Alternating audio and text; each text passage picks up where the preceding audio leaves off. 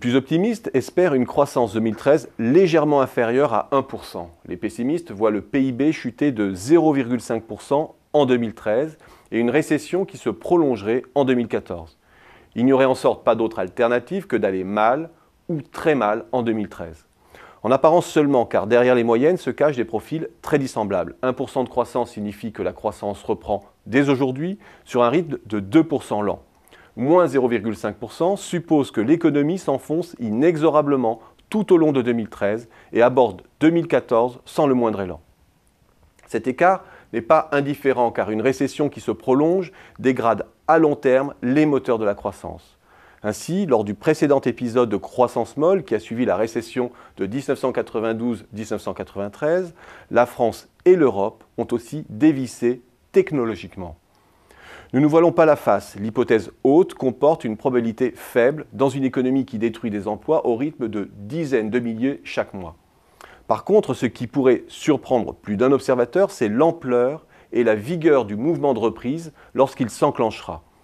La sous-estimation des forces de retournement est, rappelons-le, un phénomène récurrent en conjoncture. Les erreurs de prévision atteignent alors plusieurs points de pourcentage.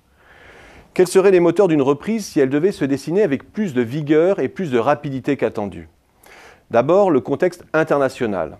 L'embellie est réelle. La croissance américaine repose sur des moteurs robustes qui mettent en mouvement l'emploi et l'investissement, tout cela sur fond de désendettement des ménages. Si la reprise américaine se confirme, si les pays émergents sortent du trou d'air qu'ils traversent, cela crée indubitablement un contexte accélérateur de sortie de crise en Europe. D'abord et surtout parce que la croissance importée autorisera un relâchement de la rigueur budgétaire. Ensuite, après plusieurs années de croissance molle sous corset budgétaire, le rebond, lorsqu'il se produit, peut être d'une ampleur qui compense en partie la répression passée. Il y a une similitude entre la récession de 1991-1993 puis l'épisode de reprise contrariée des années 1994-1996 et le profil de croissance 2008-2012. 2013 pourrait ressembler à l'année 1997, l'aube d'un cycle de croissance compensatoire exceptionnel dans sa durée et son ampleur.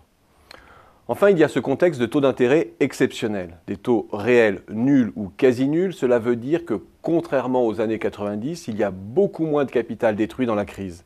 Les entreprises étranglées par les problèmes de liquidité se font racheter. Il y a certes restructuration, perte d'emploi, mais les capacités demeurent, un élément supplémentaire qui facilite une reprise ample.